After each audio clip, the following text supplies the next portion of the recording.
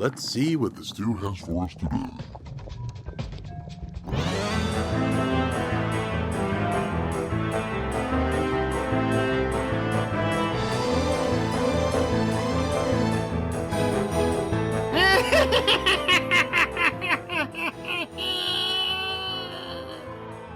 Welcome to Tales from the Stewpot.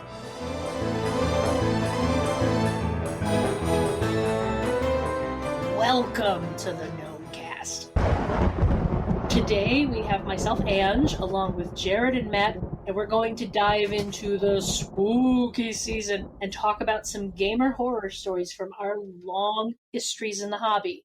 Because of that, we're skipping the Get to Know a Gnome question and diving right into things. I believe the three of us combined may have over 60 years experience in playing games. I mean, it may even be close to 90 years experience. Yeah, but... I was going to say that might.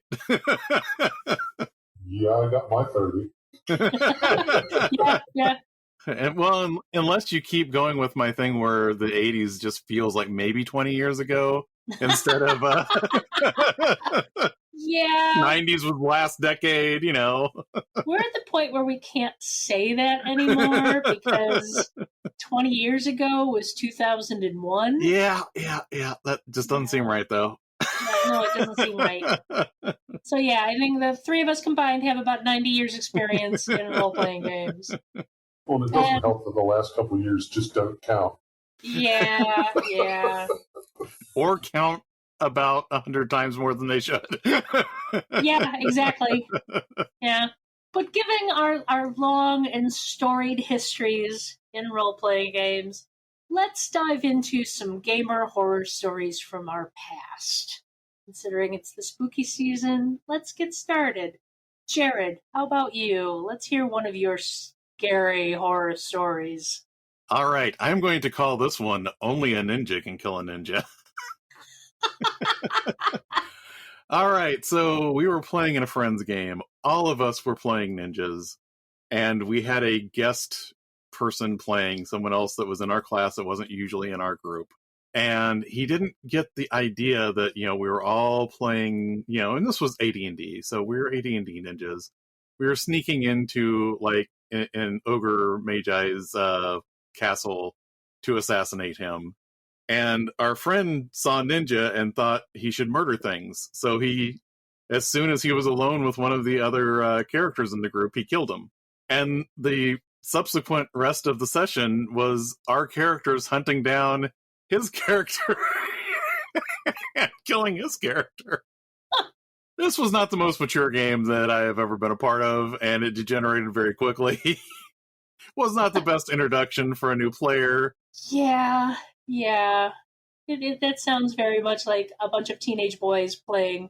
Oddly, that was a bunch of teenage boys playing. How about you, Matt? What's one of your gamer horror stories? So I was going to save this one for later, but I also have a ninja story. So we were playing Night Spawn, which later became Night Bane because of legal issues, which was part of the Palladium system. And the GM was a first-time GM, never did a session before, so you can't really hold this story against her. But I had decided to just abuse the hell out of the Palladium system and make a ninja-type character with like 10 attacks around. And, of course, this was Night Spawn, so they were like the least OP person in the party. But I guess I didn't make it clear that, just because I was a ninja-like character, I wasn't necessarily a ninja from Japan, although I could have rolled with that. It doesn't matter. But the GM says to one of the players, your mentor says to you, go to Japan. And the other character says, okay, where? Japan is a big place. Where am I supposed to go? What am I supposed to do once I get there? This was all of 2 minutes into the campaign, and the GM had an absolute meltdown because they were unprepared for questions from the PCs, and they threw a temper tantrum threw all their notes up in the air, and walked out of the room and would not be consoled. And that was the end of the campaign.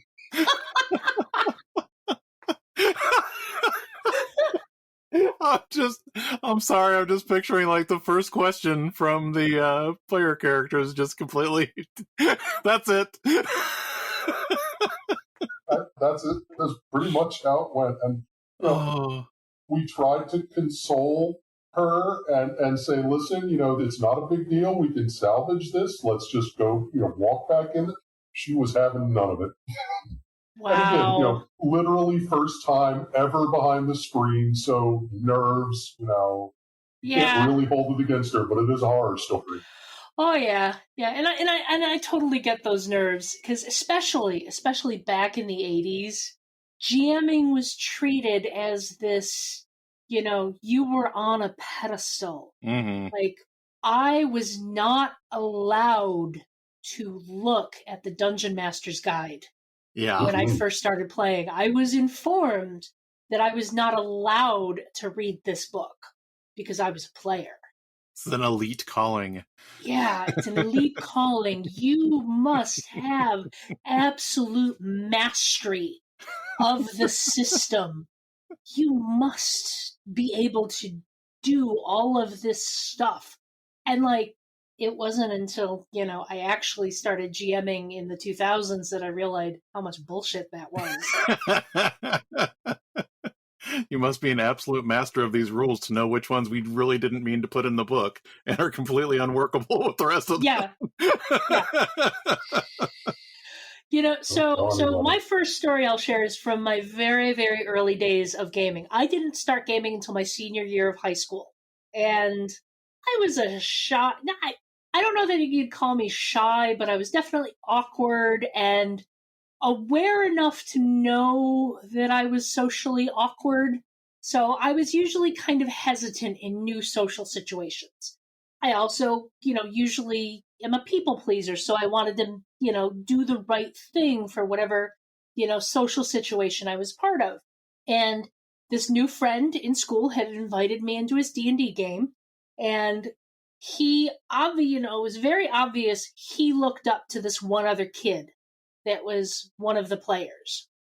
You could see him, my friend Tom was the GM, but you could see him deferring to his friend Tom.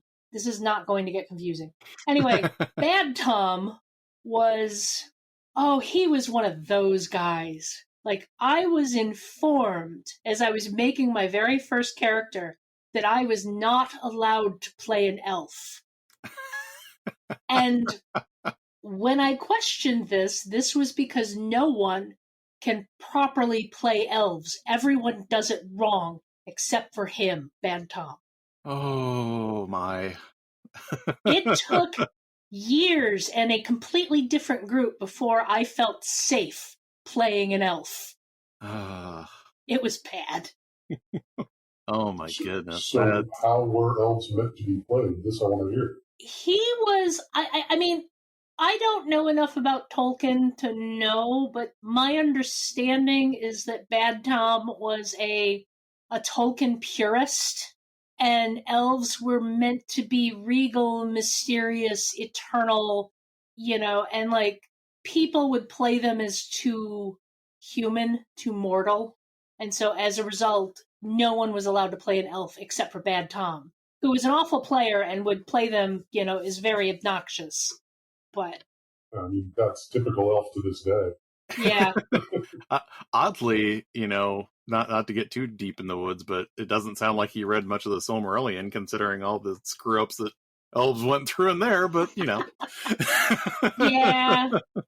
no, he eventually kind of wandered away and turned out to be a bad friend for good Tom anyway, so it's okay, I'm glad my instincts about Bad Tom were completely off the mark.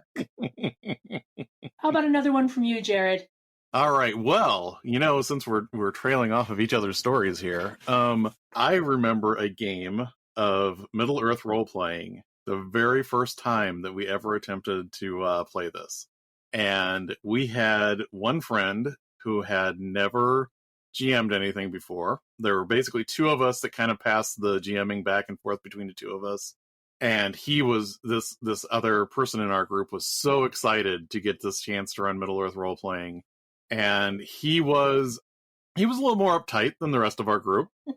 And we spent the requisite several days building characters because we had no idea what we were doing in this system.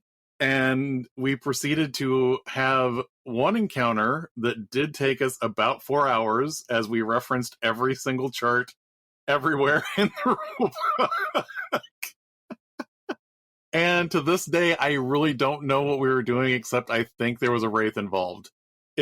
He got so lost in, tracking down rules and finding it was not quite the Tolkien experience that he was hoping for. It was probably a good introduction to Rollmaster, just to get used to seeing that it was very table oriented. Well, I mean, and that's also a good example of the the desperation of rules mastery that GMs of the time had. Yeah. Rather than just being like, okay, let's just make a decision and move on. It was like, no, we must be good players and adhere to the rules, which means we need to look up those rules. Yeah. And I mean, that was just a reaction to the previous era of play when GMs just made everything up off the cuff and blue bolts of lightning. If I remember, this was in the second edition Player's Hand or Dungeon Master's Guide. Blue bolts of lightning would come down and kill your character if you sassed the GM too much. And so, we went from that end of the spectrum to the, okay, that's it, we're going to button down all these rules so that our GM's not an asshole about things, never realizing the rules weren't the problem. Yeah, exactly. It's the, rather than just telling the GM, hey, don't be an ass. Everyone is here to have fun. Well, you can't talk to him that way. The man's a demigod. Oh my goodness. What kills me is that I still, I have never been a killer GM. I have never been, out to get my players. This is not the GM I am, but I still, to this day, have players go, oh, don't piss off the GM, she'll kill your character. And I'm like, you guys have been playing with me for 15 years. How do you not know that I am a complete pushover? How do you not know this? I was going to say, you've been in enough of my games now, Ange. I apologize whenever I roll too well. That's normally I roll. I'm a statistician. I'm not allowed to believe in luck. But I have the worst luck when it comes to rolling, which is great as a GM because when you skunk 15 rolls in a row, that's good for everybody. Not so much as a player. As a player, it's a little frustrating. Yeah. We currently have one of the guys I game with cannot roll above a 2 on initiative in any virtual tabletop. It's usually he's fine when we're playing in person and he can roll an actual die on the table, but all of the virtual tabletops have decided he needs to go last in every combat encounter. Matt, how about another story from you? Well, since we're mentioning killer GMs, and it'll take a while to get there, my apologies. We had a player who played with our group, and I won't give any names, but they always wanted to pick the one race, class, whatever, that was completely inappropriate. So, we'd be playing Vampire, the Eternal Struggle, and they'd be there like, I'm going to roll up an Assamite, which, if you're not familiar, they're the nasty assassins that kill other vampires. So that would have been great in your ninja game. But my wife was the GM at the time, and she decides she's never run an evil campaign, and she's just going to go ahead and give everybody a license to, be as nasty as they want. And so we have like a priest of a death god and an assassin and a something and a whatever. So he rolls up to the game about half an hour late because we didn't invite him and, and announces he's playing, and he'll just make up a character real quick. So we explain the premise. So we didn't have the guts to say, we didn't invite you, please don't feel the need to roll up a character, just go. So instead he rolls up a character, and he's a paladin. And we had explained to him the premise of the campaign, and we're all going to be evil.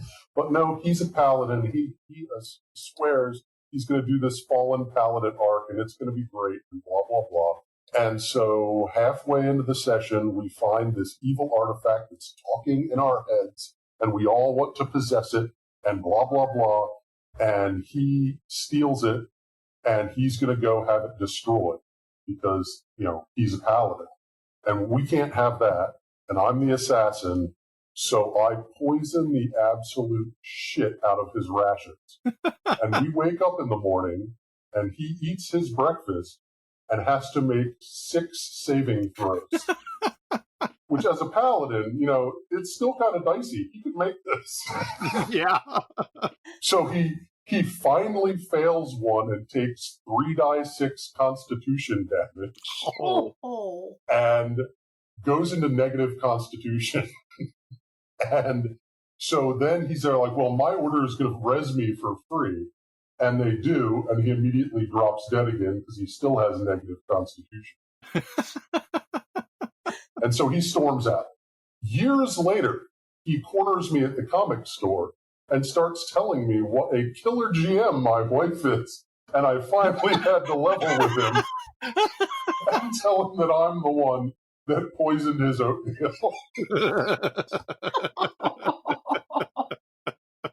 Which, for the record, I've killed fellow PCs for being annoying several times. I'm kind of a bad player, to be honest. I mean, I'm stuck on the point that, the guy wasn't invited to the game and showed up anyway, but nobody felt confident enough to tell him, you weren't invited on purpose. You're not in this game. And it's not like, so we lived in the middle of nowhere. And so it's not like he just dropped by because he was in the neighborhood. He, quote, just dropped by after making like a 45-minute drive to get there for no reason. So he knew full well there was a game and that he hadn't been invited, and he was going to show up to spite us. And we didn't have the guts to say, we didn't invite you.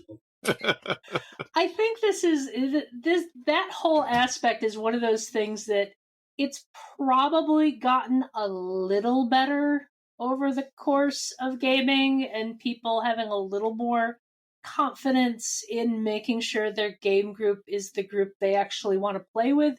But it's still really, really hard to extricate yourself from a player you don't want to play with anymore. Yeah. Well, especially for a long time, all of my games I would run at the local game store. And, that's real hard to say, how about you set this game out? Because it's not like they can't just show up at the game store. Yeah. I've over the last few years, more recently, have had a couple of situations where it's like, okay, group doesn't want to play with a particular player anymore. How do you move on from that without being mean to the person? Because nobody wants to be mean. And, in both cases, it was more of group just kind of, in one of them, we just stopped telling the guy when gaming was. He got dropped off of the emails, so was no longer reminded that, hey, there's gaming this Friday.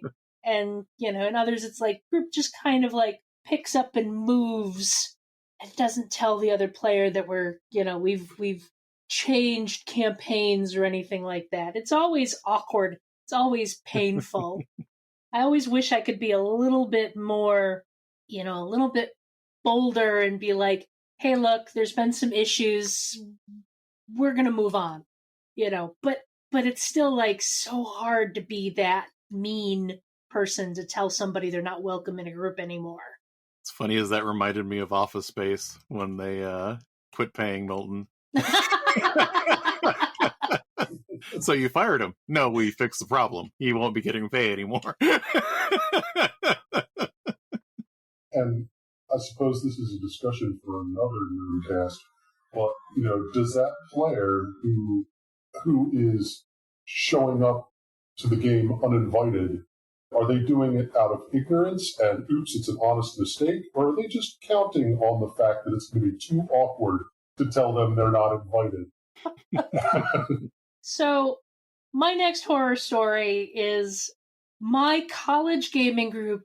I met in the fall of 1989, and we had played pretty much throughout the year. Over the summer, there were some relationship shakeups, and a boyfriend-girlfriend situation ended. So when fall came around, we were a slightly different makeup, and I show up to our normal hangout spot in one of the cafeterias, and the GM is sitting there with this new person that I've never met before. And he's like, "Hey, Ange, come on over. I want you to meet Christine. She's going to be joining our game group." And I'm like, "Oh, hey."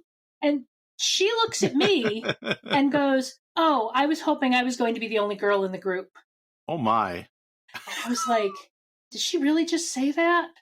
Was that what I thought it was? And yes, that was exactly what I thought it was. She nearly ended my friendship with the rest of that group because she literally used, she's one of those stories where a lot of people in the 80s and 90s would be like, "Oh, I don't allow girlfriends to play in our game," because she was that manipulative. My last straw came a couple of months later, and she was dating the GM at this point, because of course she was, and all of the GM's attention was being given to her character and his best friend's character. I was the third wheel player at that time, and I was starting to get a little frustrated that I wasn't able to do anything because all of the attention was on everyone else. And she was playing a telepath so she could have these private conversations with the best friend's character, who her character was dating, and it was just all kinds of messy. And I kind of, I have no chill. When I'm frustrated, it's very obvious on my face. And she looked over at me and she's like, "Oh, I guess we should include Ange. She's starting to look pissy." Wow. And I'm just like, "You know what? I'm leaving." And I just picked up my stuff and left. And, I honestly don't know how our friendships survived that, because she ended up cheating on the GM with one of the other players, not the best friend player, thankfully. But she just left a wake of broken hearts behind her. And it was like, I found out later that that's just the way she tends to be. She at the time, obviously we were all young, late teens, early 20s, that was her way of gratifying herself, just manipulating everyone around her. I am still friends with the GM and the best friend today. They are very good friends of mine. I don't know how we survived that, though. Oh, goodness. And she was only specifically making nice with the best friend to hold it over the GM's head to get extra experience and magical items and stuff. Yep. So that he was jealous. Yep, exactly. Oh, goodness. Well, I was saving one of my stories until I threw some of these other ones out here, but this is one that I call the story game. I had been running 3.5 for a while at this, 3.0 and 3.5 D&D for a while at this point, and I needed a break. And the person whose house we were playing at, who was somewhat new to our gaming group, volunteered to play because he was very excited, because he had a campaign that he had run multiple times, and he wanted us all to experience it. And basically, he had several old adventures that he had strung together with a meta plot. And in order to play in this, we all had to pick a role because everyone had to play out their part in this story. Oh, jeez. Yep, you can already see where this is going. So there were parts like the prince and the royal advisor and the bodyguard. I should have seen some of these red flags right off the bat because I took the bodyguard role and I was like, hey, can I play a swashbuckler as the bodyguard? No, I don't see the bodyguard as being a swashbuckler. Okay. Well, what would you rather? Well, he really should probably be a paladin. It's like, how about a fighter? All right, yeah, you can be a fighter. So it wasn't even just the role. It was to the point to where he would nix any ideas outside of this, where people were having. So start playing this campaign. At some point, we fought an iron golem, and we were supposed to be using 3-5 rules. In the middle of the fight, he decided he didn't like the 3-5 version of the iron golem where you could hit it with any magic weapons. And in the middle of the fight, declared that we now could only harm it with +3 weapons. What? Yes. What? You don't get to do that.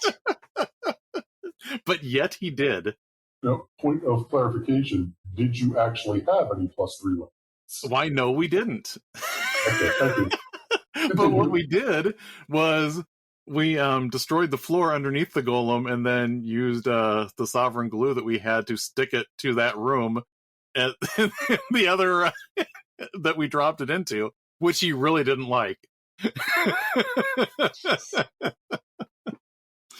But as this campaign progressed, my fighter, who was built to, be a fighter, lost all of his armor, which, in 3-5, part of your effectiveness is whether you have your gear or not.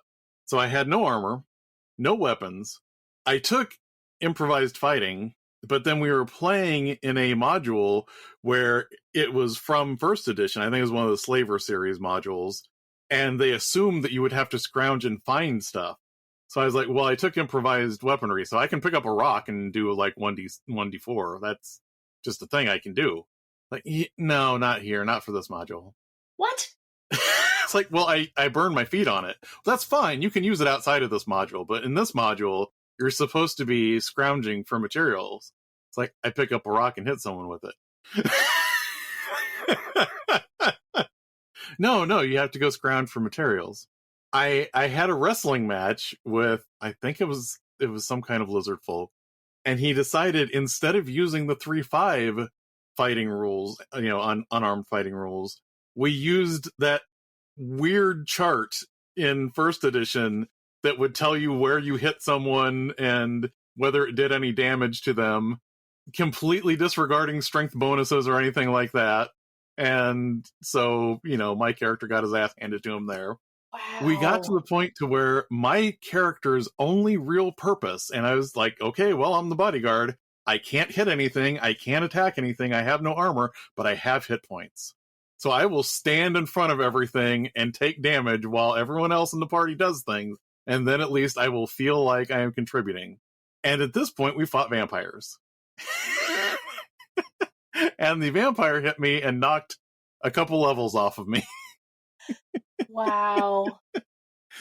Once this happened, after we resolved the fight, he was like, well, it'll take you a little while to get to the edge of the desert to the first settlement.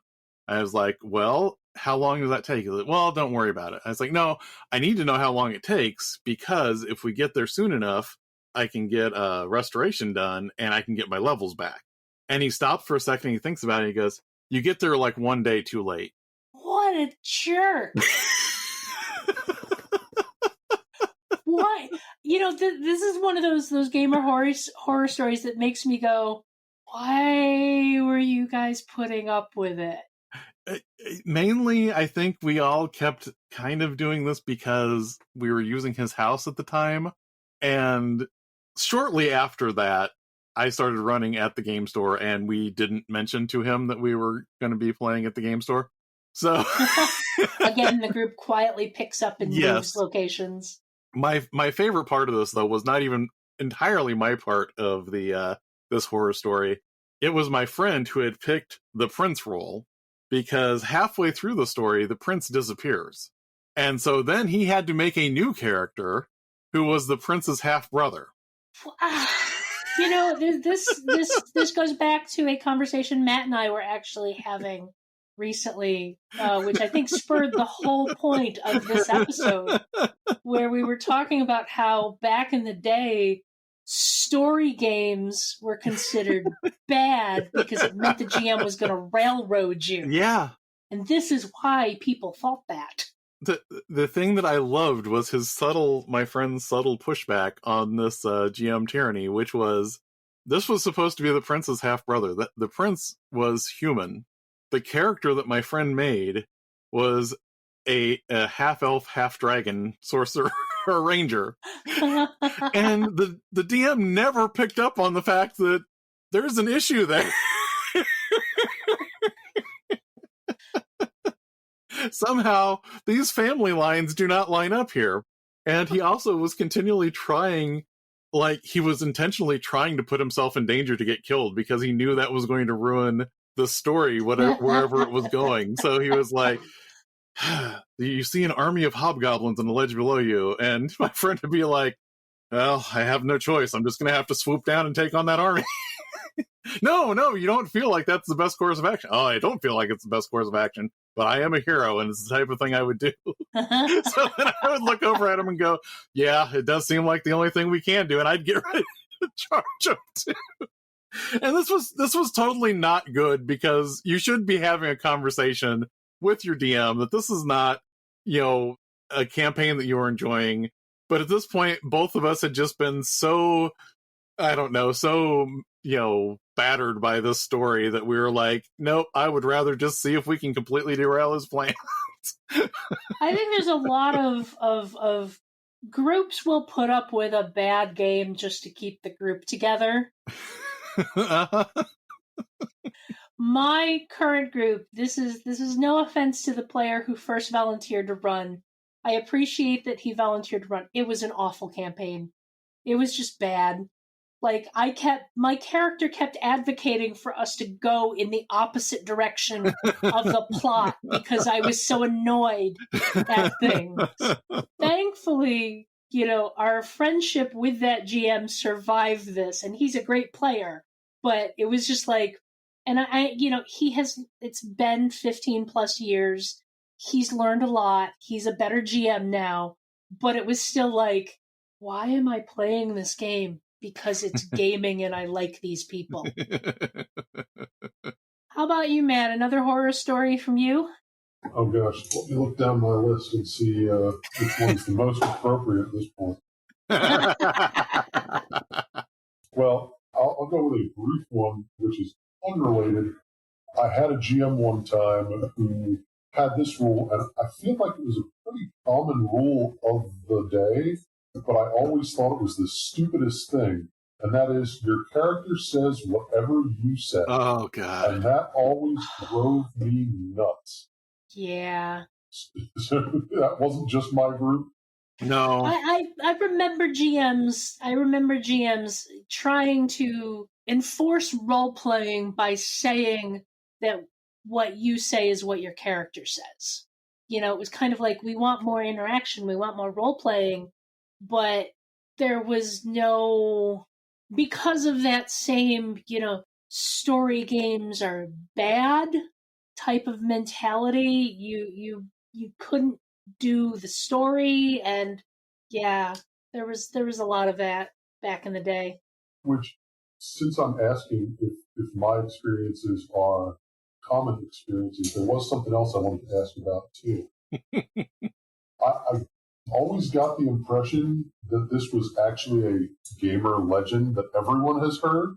Did everybody have some mysterious gaming group, quote, in the neighborhood somewhere who kicked in the wrong door on gaming night because they were a little drunk, screaming about how they were ready to summon demons, only to upset the church ladies? Or was that just my neighborhood? I have not heard that. Oh, no. I always just assumed it had to be some kind of urban legend, and it didn't really happen in my neighborhood. There you go. I heard a lot of, like I was in high school when I started playing, so I heard a lot of stories about the awesome college gamers and how they would use the steam tunnels under the college to play and all of that. And like, I don't think any of that was actually true. I think there was one college con I went to where I know they had a running Nerf battle using paranoia in the steam tunnels, but beyond that, I don't think anyone ever actually played in the steam tunnels. Wasn't that the whole thing that kicked off Mothers Against Dungeons and Dragons? Was that one of their sons got lost in the steam tunnels, or at least that was Yeah, the story? that's the Dallas Egbert Yeah, story. I think that was, and I'm pretty sure that was like apocryphal stuff that got glommed onto the story too, partially by the private investigator that got hired because he was sort of trying to soft sell the Dallas Egbert's actual issues, and yeah, it was. Yeah. There was a Tom Hanks movie called Mazes and Monsters in which they played in the steam tunnels and got lost. Yeah, that's the clips from that are just terrifyingly brilliant. Talk about gamer horror stories. You know, there was a point in time when I used to say every great actor has their one movie that you can point to where you didn't know they were going to be a great actor. And for Tom Hanks, it used to be Bachelor Party for me. And that was before I saw Mazes and Monsters. Yeah. Oh man, and that's that's one of those the whole satanic panic, Mothers Against Dungeons and Dragons thing. It's all it's all stuff gets blown out of proportions. I remember not long after I started playing D&D, I'm still in high school. It's getting towards the end of high school, but I'm still in high school, and I tell my mom, "Oh, by the way, I'm going over to Tom's to play D&D on Saturday." And she's like, "Mind you, my mother is not religious. You could not pay my mother to go to church. She hated it. She wasn't necessarily anti-religious, but she didn't like church. She didn't like the social aspects of all of that. She was probably, I'd call her agnostic. Like she believed in God. She didn't believe in church because it annoyed her. You never told my mother what to do. But she looks at me and she's like, 'Isn't that game satanic?' And I'm just like, 'Oh God, Mom, no.'" Oh, typical teenage girl exasperation with her mom. And it was the only conversation we ever had about it. As recently as like the 2000s, I had relatives offer to burn all of my role-playing books to purge it, to purge the house of Satan. Oh my Wow. goodness. One of my proudest accomplishments in elementary school was still when I convinced our Sunday school class to play Dungeons and Dragons, because we had just done this unit where they had the VHS tape of them showing how all of these horrible evil rituals happened, and you probably sacrificed some member of your group and all this stuff like that. And I was like, this is ridiculous. That's not how it works at all. So I brought my books in and had our teachers read them, and they're like, well, maybe we'll let you do a little bit of a demonstration. So I had like 3 other people from the group play through like a scene from Isle of Dread where they fought a giant crocodile. And I was like, and that's it. This is not my story. This is one of my very good friend's story. His family is very strongly Catholic. And he and his brothers had been playing D&D since it came out. Like they got the books very early in the 80s when they were young, and they had been playing D&D forever. And one day, one of the church elders goes to his father and is like, "Your children are playing that Satan game. You need to stop. This is why your family is having financial problems." Oh. And his dad was kind of like, "What?" And so he comes home and he starts looking at the books, and my friend is super excited because his dad is interested in his game. So he basically sat down with his dad. They made a character. I think it was a fighter. and they basically ran through a very short adventure. Mm-hmm. And, and like my buddy was completely unaware that this was because somebody at church had told his dad his sons were into something satanic. So his dad goes back to church and is like, no, you're an idiot. It's not satanic. It's math. Now, Ange, it is true, though, D&D has led to a lot of people's financial problems. Yeah, just not quite, not in the supernatural sense, though. No, not in the supernatural sense. I think we should probably start wrapping up. We've talked for a while and shared some old school horror stories. I will say it's not that everything is perfect now, because I have some modern horror stories as well, but that's just more because people is people, I think. Yeah. Well, and there's always issues that, you never stop working to make things better. It's just a thing that happens. And there's a lot of growing pains, I think people are more likely to try GMing now than they were back in the day, because it's not as vaunted and mysterious as it used to be. But you still end up with some people who, are not good GMs. Or you have that really awful player at your table. It's like, people is people. Mm-hmm. So, this episode is brought to you by our awesome Patreon backers like the spooky Sam Groton, the creepy Carla Everson, and the frightening Fabrice Boulakia. This show is funded by the Gnome Stew Patreon. You too can become a Patreon backer by following the Patreon link to the Gnome Stew website to the Gnome Stew Patreon. This ad is brought to you by the Phantom Zone. Thought it was only for DC villains? Well, that's where you're wrong. Now the Phantom Zone is open for the placement of those awful gamers that make horror stories happen. Just for a low monthly rate, you too can quietly hide the worst annoyances away. If you're enjoying the Gnomecast, you'll probably like many of the other Misdirected Mark shows. Here's one to check out. They're a Super Geek. They're a Super Geek is an actual play one-shot live stream created by 3 BIMPOC players to highlight the voices of marginalized folk in the TTRPG scene. They feature gender marginalized GMs and a diverse rotating cast of players. Tune in every other Thursday from 9 to 11 p.m. Eastern Time on the Misdirected Mark Twitch. You can find all of us at gnomestew.com, at gnomestew on Twitter, and gnomestew on Facebook. Gnomes, where else can we find you on the internet? Jared, go. You can find my personal blog at whatdoiknowjr.com. You can find me on Twitter at whatdoiknowjr. And on Anchor, you can go to anchor.fm/whatdoiknowjr audio blog to find the audio recordings of the reviews that I do on my personal blog. Matt, what about you? Are you anywhere else on the internet? No, I'm not. But how about you, Ange? You can find Matt on Gnome Stew. You can find me on Twitter and Instagram as Orikes13, ORIKES13, though Twitter I don't go to that often, and Instagram is a lot of pictures of cats. So, do you think we avoided the stew, or are we doomed to suffer more gamer horror stories? And the stew is coming from inside the house. Oh no! The music for this episode is spooky, mysterious, and suspenseful Halloween music fun in the style of Danny Elfman by Madbeat, provided by Pond 5. Gnomecast is hosted by Misdirected Mark Productions, the media arm of Encoded Designs.